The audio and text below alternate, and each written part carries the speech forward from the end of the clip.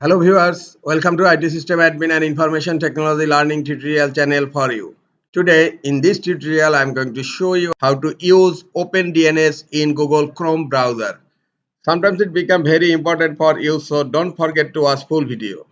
To use OpenDNS in Google Chrome browser, go to your Google Chrome browser and click on three dot icon on upper right corner and then click on settings.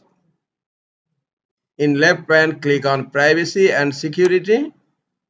Now scroll down, click on security option.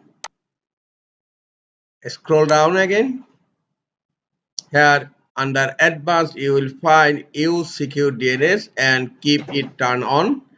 And also you will find select DNS provider.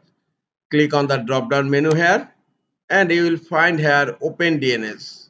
OpenDNS is more secure and it protects phishing and malware attack. Now OpenDNS is set on my Google Chrome browser. This is all for today. Hope this tutorial is helpful for you. Keep watching for next tutorial. Thank you very much.